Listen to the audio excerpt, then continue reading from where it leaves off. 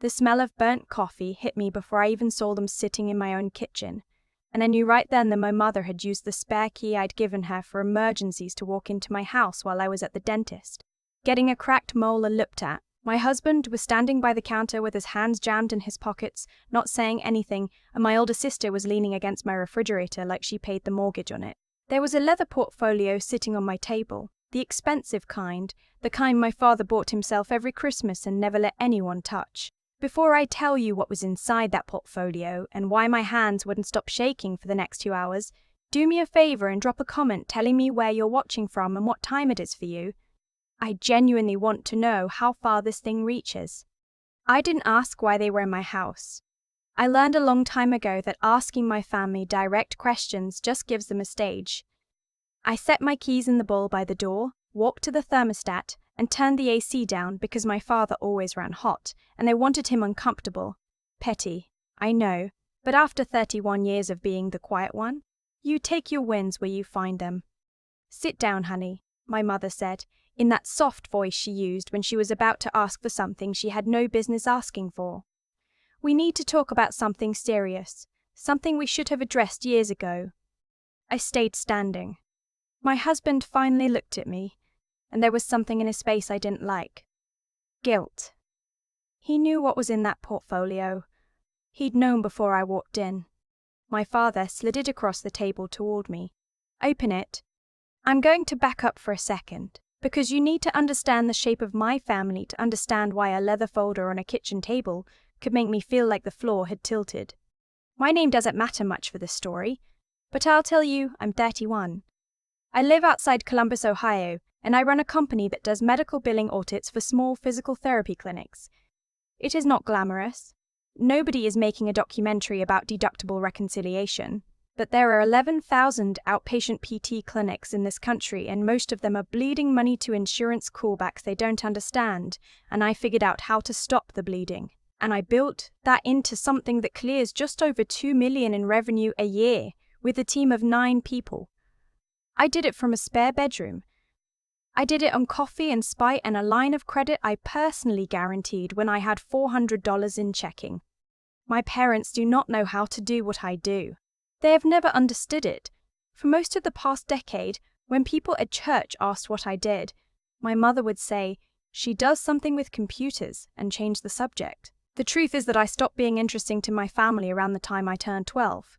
Which is roughly when my sister got into competitive cheer and my parents discovered they had a daughter who could win things in public. That was always the difference between us. She glittered. I didn't. She got the car. She got the cheer camps, the dance studio downtown, the braces done twice because the first orthodontist didn't do it right. She got the college fund.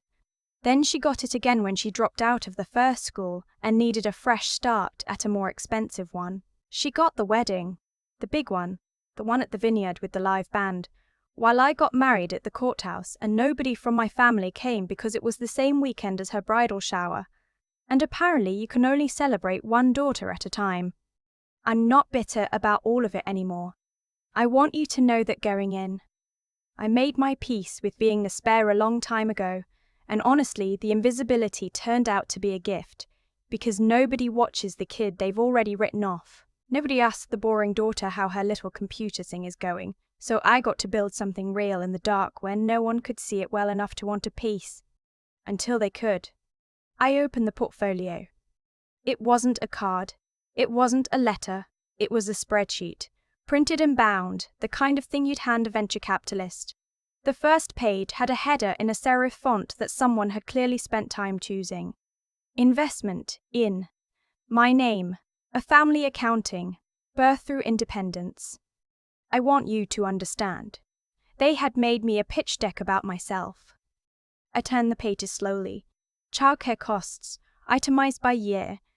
The cost of the house we lived in, with a line item for child's proportional share of square footage, calculated as a fraction of the mortgage.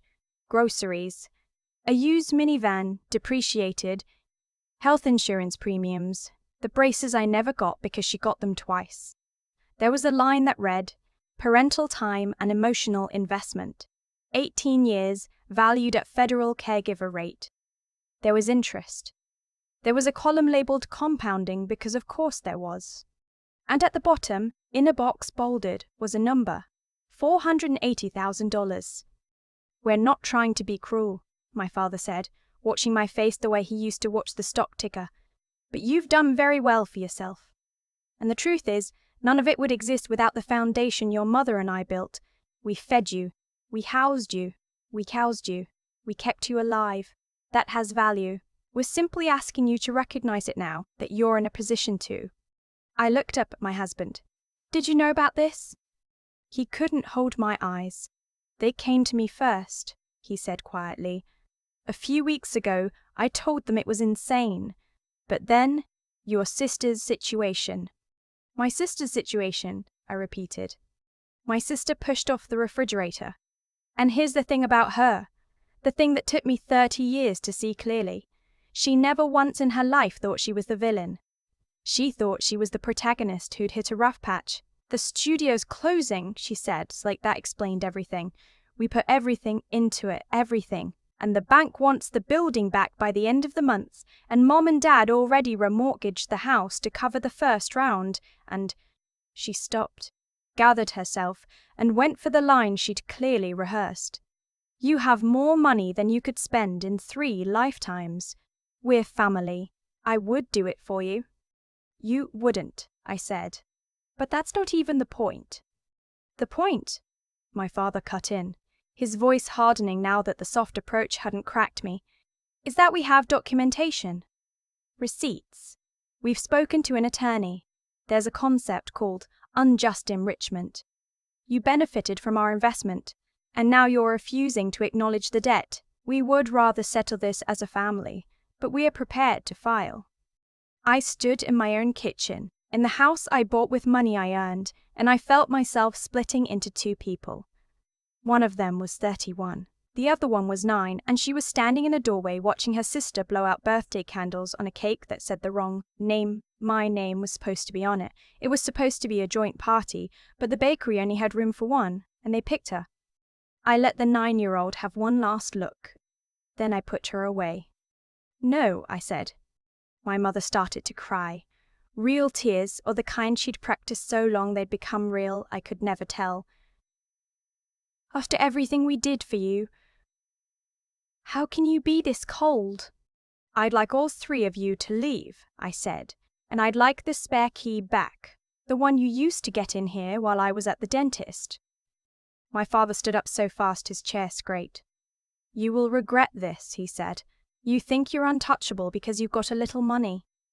But you forget who made you. We tried to do this with dignity. Now we'll do it the other way." He gathered up the portfolio, the family accounting, my pitch deck, and tucked it under his arm. "Come on," he said to my mother. "She's made her choice." My husband didn't move. "I'll stay," he said. "Don't," I told him. "Not tonight." He left too. I want to tell you I fell apart after the door closed. I didn't. I sat down at my kitchen table and I felt something I hadn't felt in years, which was the specific cold calm I used to get right before I solved a really ugly billing dispute. The kind where a clinic was about to lose $90,000 and everyone in the room had given up except me. My brain went quiet and flat and started sorting. Because here's what my father didn't understand about handing me a leather folder full of receipts. I audit people for a living. The first thing that didn't sit right was the remortgage. My parents owned their house outright. I knew that because 8 years ago, when my father retired from the regional bank where he'd worked for 30 years, he'd thrown himself a party and given a whole speech about being debt-free at last. The American dream. No man owns you when you owe no one. So when my sister said they'd remortgage to bail out her studio, my first thought wasn't grief. It was with what equity and approved by whom and when. I didn't sleep that night. I made coffee at 2 in the morning and I started pulling threads, and most of them were threads I had a legal right to pull because they led to public records. County property records are public. UCC filings are public. The studio my sister ran was an LLC, and LLC filings are public. By sunrise, I knew 3 things, and each one was worse than the last. The first thing, my sister's studio LLC had me listed as a member. a registered member with a 15% ownership stake on a filing dated 4 years ago. I had never seen that document in my life. I had never signed anything, but there was my name and there was a signature that looked enough like mine that someone glancing at it wouldn't blink. The second thing, the studio had taken out a small business administration loan, the kind backed partly by the federal government 18 months ago. $210,000, and SBA loan applications require disclosure of all members and their personal financial information, and they require personal guarantees and they pull credit. Somebody had used my credit. Somebody had represented to a federal lending program that I was a 15% owner guarantor of a business I had never heard a single financial detail about. The third thing was the one that made me put the coffee down. The remortgage on my parents' house wasn't a remortgage. It was a home equity line drawn down to almost nothing. And the address on the loan paperwork I eventually traced wasn't a person. It was the Studio LLC. My parents hadn't borrowed against their house to save my sister's business. The business had borrowed against my parents' house with my parents as guarantors and with me, a phantom 15% member, on the cap table to make the whole thing look more solvent than it was. And the money. I couldn't see all of it yet, but I could see enough to know that $210,000 of federally backed loan money had gone into a dance studio that, by my sister's own admission, was about to be repossessed by the bank with nothing to show for it. Studios don't burn through $200,000. Not a strip mall studio in suburban Ohio. The money had gone somewhere, and it wasn't into mirrors and ballet bars. I sat with that until the sun came all the way up. Then I called the only person I trusted to tell me whether I was crazy. Her name is Priya, and she'd been my clinic client's favorite forensic accountant for years. The woman I subcontracted whenever a billing audit turned up something that smelled less like incompetence and more like fraud. I'd referred her a dozen cases. She owed me lunch at minimum. "They did what?" she said when I finished. "There's a difference." "There's a difference. Exedive of riding Maya," I said. $480,000, and they've got a lawyer, and they're talking about unjust enrichment, and I'm pretty sure if I push back they're going to drag me into court and put my mother on the stand to cry. There was a long pause. I could hear Priya doing the things she does, the mental math, the same cold flat sorting I'd done on my kitchen table. "You realize," she said slowly, "that the document they handed you is the best thing that's ever happened to you." I don't follow. They build a paper trail. To sue you for unjust enrichment, they have to put themselves on the record claiming a financial relationship with you, claiming you owe them money, claiming there were investments and expectations of return. But you didn't sign anything as a kid. There's a difference. It collapses the second a judge reads it, so they've got nothing to gain in court and everything to expose. Meanwhile, and here her voice went very careful, very precise, the way it always did right before she said something that ended someone's career. Meanwhile, you have a federal SBA loan with your forged signature on it, drawn against a property your parents guaranteed, funding a business that's now insolvent, with the money unaccounted for. Honey, that's not a family argument. That's wire fraud and an SBA loan obtained under false pretenses. That's federal. The folder they handed you is them walking into the police station and announcing they have a relationship with the victim. I didn't say anything for a second. "You okay?" Priya asked. "They put my name on a federal loan," I said, "without telling me, as a guarantor, for a business that took the money and is about to vanish." "Yes. And if that loan defaults, which is about to, it comes looking for the guarantors, all of them, including the phantom one, you, your credit, your assets, your house, unless," she said, "the forgery is documented, reported, and proven before they can pin it on you." I want to tell you that I felt triumphant in that moment. I didn't. I felt sick. Because the thing about discovering your family committed fraud in your name isn't a movie moment with swelling music.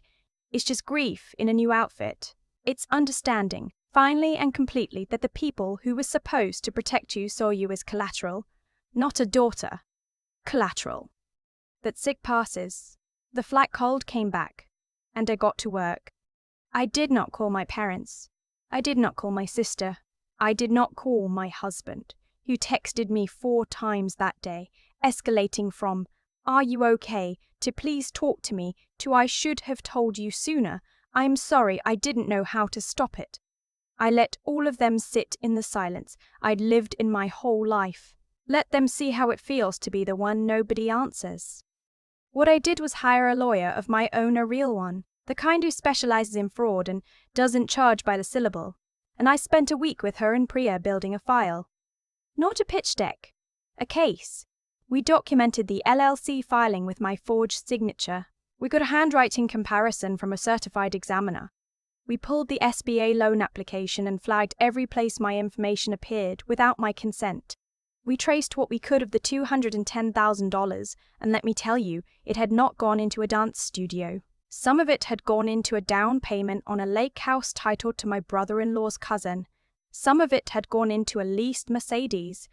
A non-trivial chunk had gone into my sister's failed second business, an athleisure line, the one nobody in my family talks about. And while I was building that file, the lawsuit came. Just like my father promised. Served to me at my office in front of my team, because of course he wanted an audience. Unjust enrichment. They wanted the $480,000, plus fees. The complaint actually attached the spreadsheet as an exhibit. They submitted the invoice for raising me into the public court record as evidence. My lawyer read it and almost laughed. "They've entered the entire fiction into the record under oath," she said. "Do they understand what they've done?" They did not, because they thought the spreadsheet was their weapon. They didn't understand it was a confession. The hearing was in a county courthouse that smelled like floor wax and radiator heat. My parents sat at the plaintiff's table looking frail and wronged. My mother in a cardigan she'd clearly chosen to look like somebody's grandmother. My father hunched and grey. My sister sat behind them. My husband sat behind me, on my side, and I let him because he'd spent the previous week proving he meant the apology he'd given a sworn statement about the day my parents came to him with the scheme, and he refused. Their lawyer went first. He was good. He talked about sacrifice and ingratitude and a generation that takes and takes. He talked about my parents remortgaging their home. He actually said that, remortgaging their home, to support their children. He talked about how I built an empire on a foundation they poured and now refused to honor the most basic debt of gratitude. For about 15 minutes, watching the judge's face, I thought we might be in trouble. Judges are people. People have parents. Then it was our turn. My lawyer stood up, and she did not raise her voice.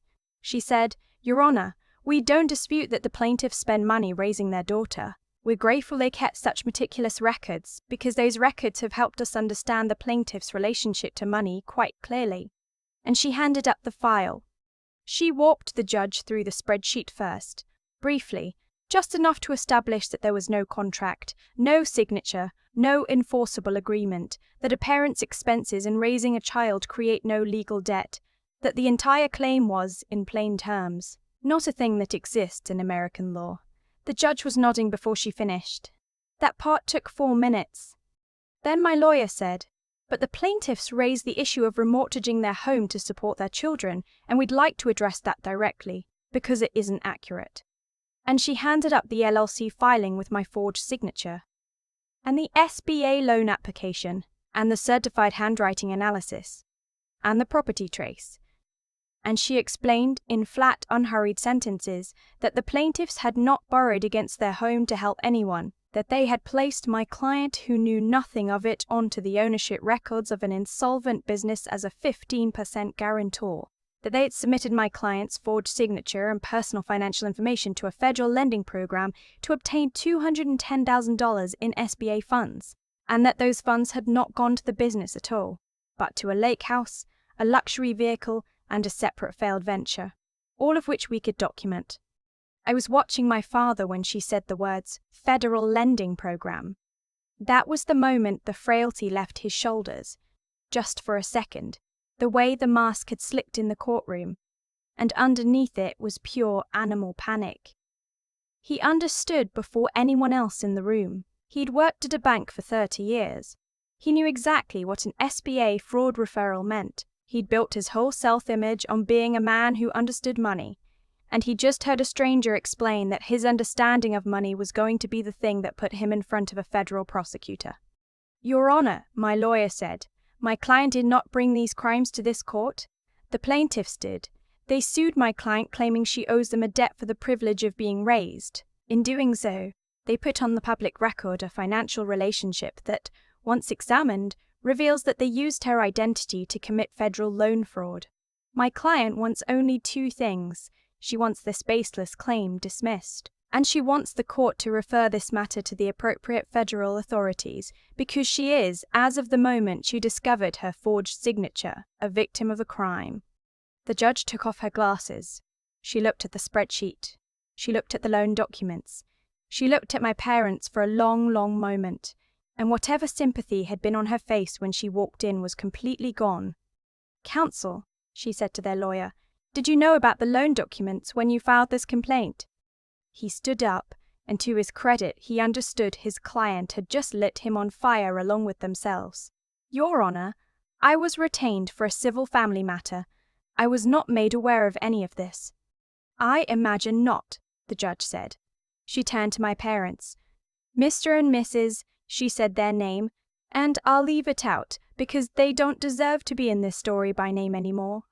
"This claim is dismissed with prejudice. There is no legal basis on which a parent may invoice a child for the cost of their upbringing, and frankly the attempt is one of the more cynical things I've seen in this courtroom. But that's the smallest part of what happened here today. I am going to refer the matter of the SBA loan and the documents bearing this young woman's signature to the United States Attorney's Office for review. I would strongly encourage all three of you to retain criminal counsel. This hearing is adjourned."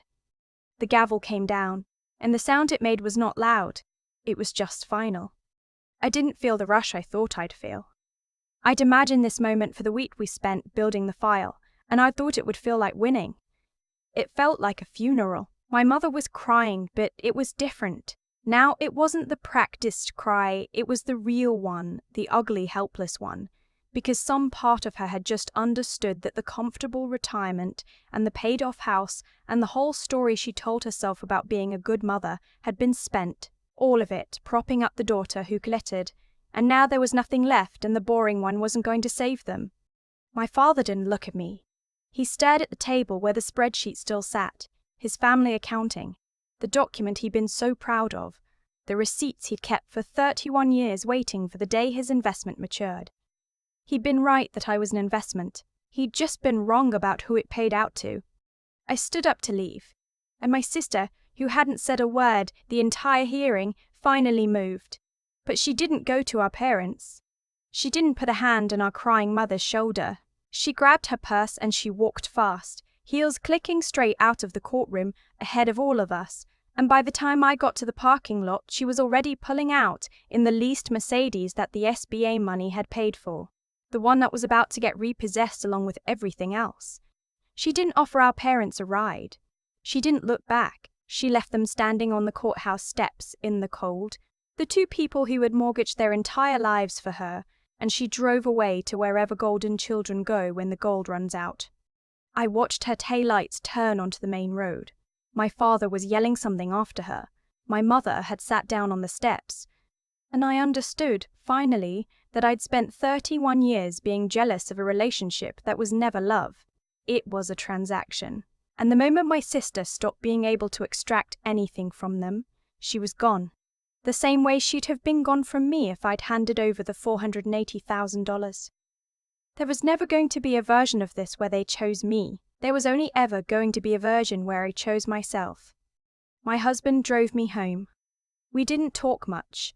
He kept his hand on the gear shift, and I kept mine on top of it. And that was its own conversation. He'd failed me at first, by not telling me, but he corrected it under oath in a public courtroom against the people who raised the woman he married, and I've come to believe that the measure of a person isn't whether they fail you, but what they do in the hours after they realize they did.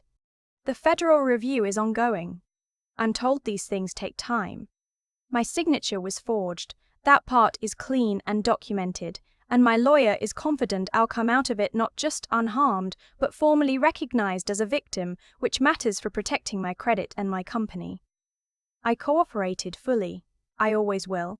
I have nothing to hide because I never signed anything. My parents have retained criminal counsel.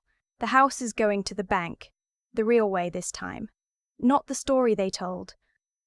I don't know what happens to them, and I've made a kind of peace with not knowing. I blocked their numbers the night of the hearing. I sat on my couch, and I went through my phone and I deleted them, one at a time. And I want to tell you it hurt. But the truth is, it felt like setting down a bag I'd been carrying so long I'd forgotten it wasn't part of my body. I haven't heard from my sister at all. I don't expect to. There's nothing left for her to want from me. And want was the only language she ever spoke to me in. My company had its best quarter on record 3 weeks after the hearing. I hired 2 more people. I gave everyone a bonus. I bore myself nothing, because I realized I didn't need to prove anything to anybody anymore. And that's the part nobody tells you about getting free. It's quiet. It doesn't feel like fireworks. It feels like a house with the right amount of people in it, which in my case is me, my husband, and a dog we adopted last month who has no opinion about my net worth. If you grew up as the one they didn't watch, the spare, the boring one, the one whose name didn't fit on the cake, I need you to hear this. The invisibility they handed you as a punishment might be the thing that saves you. Build something in the dark. Build it so solid that when they finally turn around and notice, it's already too late to take it from you. And keep your receipts. Not the way my father kept his. Keep them because someday someone in your own family might force you to prove who you really are. And the cold, flat truth on paper will protect you when love won't. I'm still standing. If you are too, even barely, let me know in the comments. I read everyone. I keep coming back to the moment my father slid that leather folder across my kitchen table, because everything that happened afterward was already sitting inside it. He thought he was handing me a bill. He was actually handing me the exact paper trail that would unravel him. Nothing in this story was luck. Each thing led to the next thing the way it always does. Quietly, one decision feeding the one after it, until the people who spent 31 years treating me like collateral found out that collateral keeps records too. My parents didn't fall because I'm clever. They fell because they decided over and over that some people deserve everything and some people deserve to be invisible, and that kind of decision compounds. You can't forge a signature once. You forge it, then you cover the forgery, then you remortgage to cover the cover, then you sue your own daughter to fill the hole. And by the time you're standing in a courtroom, you've built a structure that only stays up as long as nobody looks. I looked. That's the whole secret. I just looked. What I want you to take from this isn't the revenge, because the revenge didn't feel like anything. It felt like a funeral. What I want you to take is the 3 things that actually saved me, because they're available to you too. Right now, today, no matter how invisible you feel. The first is character. I never signed that loan, and that clean fact protected me when nothing else could. I had spent years refusing to cut corners in my own business, even when corners were tempting, and so when the storm came, I had nothing to hide and nowhere to be caught. Live, so that the truth is always on your side, because someday you may need it to stand up in a room and defend you. The second is the mind. My father kept receipts to trap me. I keep receipts because I taught myself to read the story. Money tells, the LLC filings, the public records, the threads. Nobody thinks the boring daughter knows how to pull. Learn something real. Learn it deeply enough that it becomes a kind of vision, because the day comes when knowing exactly how something works is the difference between being a victim and being a witness. And the third is the thing that's hardest to teach, which is the will to keep standing when the easy thing is to fold. I could have written the check the night they cried in my kitchen. It would have been simpler. Instead, I made coffee at 2 a.m. and I did the hard, lonely, frightening work of finding out the truth. And I want you to understand that grit isn't loud. It's just refusing to quit one more time than the people counting on you to quit. My sister drove off in a leased Mercedes and left our parents on the courthouse steps, and I finally understood that I'd been grieving a love that was never offered. So build yourself in the dark. Be honest, be sharp, be unbreakable, and keep your receipts, not the way my father did, but because one day, the cold truth on paper may be the only thing standing between you and the people who were supposed to love you. I'm still standing. I hope you are too.